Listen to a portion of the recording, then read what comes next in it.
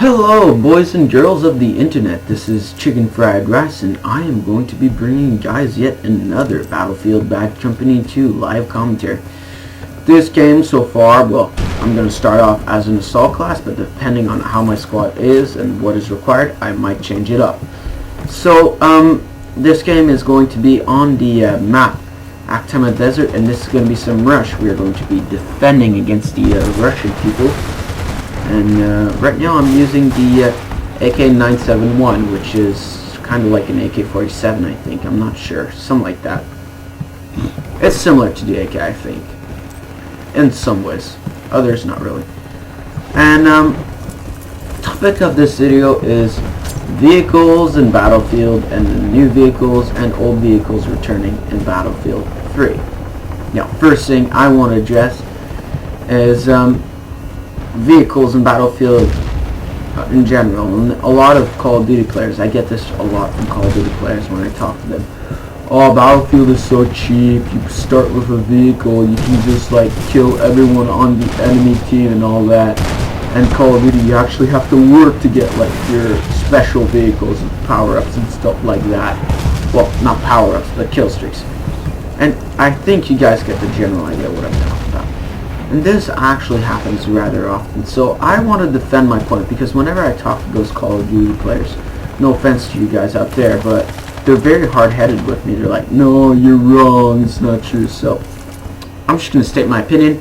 And if you guys think differently, leave it in the comments below. That's why they're there. And if you want, you can even do a video response. And there's a guy at our base. As I was saying, they say that vehicles require no skill and all that in Battlefield, but I'm beg to differ. The game is completely balanced. Let's start by making conquest mode, let's say, balanced, because Call of Duty players think, oh well, one team's gonna have all the vehicles and everyone else is gonna die and all that crap. So it's not like that at all. In conquest modes, you have two sides. For you Battlefield players, you know that. And then you have flags that you capture. It's kind of like domination Call of Duty. Except at the beginning of the game, both teams start off with a certain amount of vehicles at their spawns. And on both teams, they have the same amount of vehicles, the same type of vehicles, the same amount of different type of vehicles, okay? So, there's nothing really like different. Okay, no, I'm shooting my ally there. I really saw an enemy. As I was saying, there's nothing like that's really unfair when you start off the game. And then, like Call of Duty, Battlefield rewards you for playing, except they reward you for playing on the objectives. Let's say I capture a point in Battlefield, I will be able to fucking fail right there. I will receive the point that I capture. Will probably spawn a vehicle. I don't know what vehicle it is. Usually they all have set different vehicles, but it's gonna spawn a vehicle and you can use that vehicle to your advantage. So that's how it rewards you. The game rewards you in a fair system, and I find that absolutely right. Oh shit. Die. Oh my god, are you kidding me? No. Whoa, I just knifed that guy in the face. How did he not die? Yeah, hit detection and knifing in Battlefield Bad Company 2 is not that great, I have to say though. And we continue about the vehicles. Now let's move on to Rush. Now Rush is a bit different about this, because Rush, usually you have one team that has vehicles and another that not really, they don't have vehicles. Usually in Rush, the team that gets the vehicles is the attacking team. Fuck me. Is the attacking team, and the attacking team in Rush usually gets a shitload of vehicles, but the creators of Battlefield created the game extremely well balanced. And what I mean by this is, for every vehicle or something on the enemy team, there will be some sort of strategic stronghold on the defender's base, or there'll be like an anti-air gun, like there is right here. There's an anti-air gun. Let's say because the enemy has choppers, they'll compensate it by giving the defenders an anti-air gun. The enemy has tanks, they'll give you grenade launcher positions, machine gun positions, and anti-tank rocket positions. So it's really like how they designed the map. They designed it really balanced. And let's say all of those are destroyed, because they can be destroyed and they will respawn after time, but it does take time, like I said. So let's say they have not respawned yet, you can still put up a fight. All you have to do is get an engineer. You don't even have to be an engineer to do this. You can just put a tracer marker on a tank.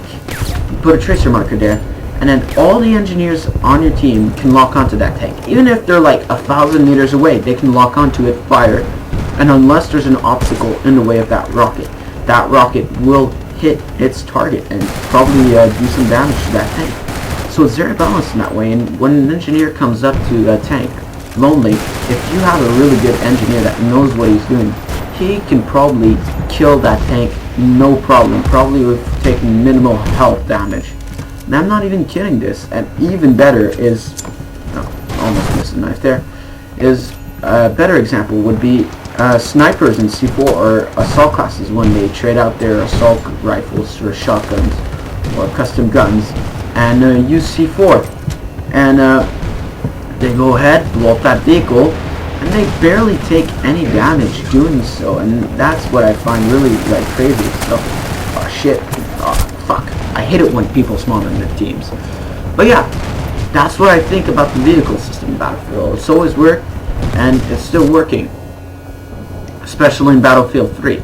Now we get to talk about the vehicles that are coming in Battlefield 3, the new ones and the ones that are coming back.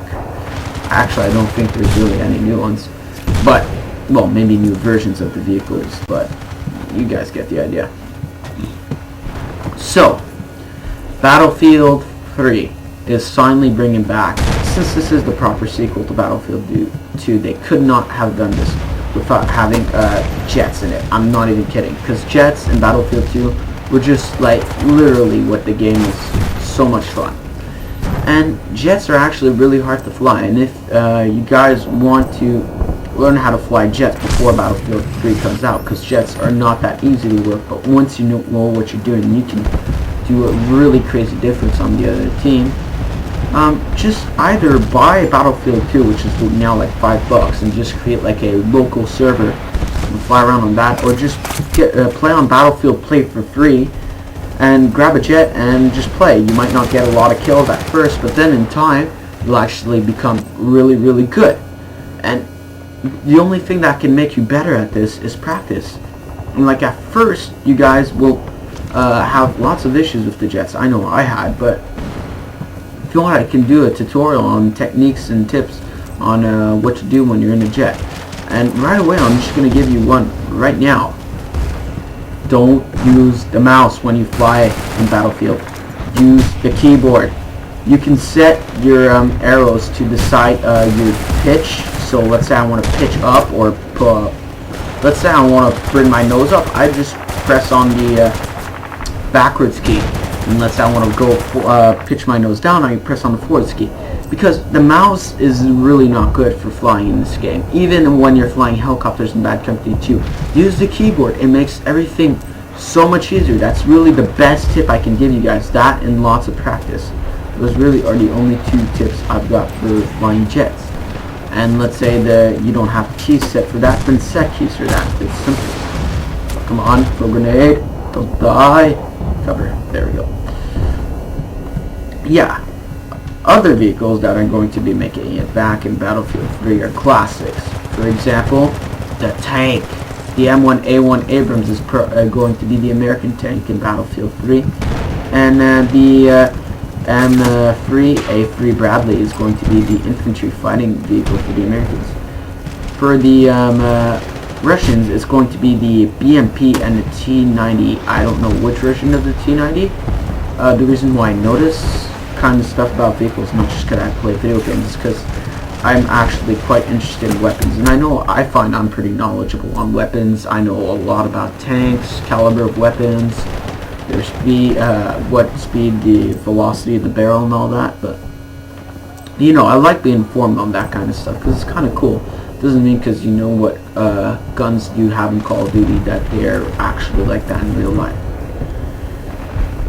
Anyways, So the tanks are going to be back, DATVs are going to be back, ATVs is everyone's favorite vehicle. Am I wrong? And if I am, you can try and correct me on that, but I don't believe I'm wrong. All the vehicles in Battlefield 3 are going to be amazing, but all I really want to say is jets, because that's the only thing that's really coming back from Battlefield 2.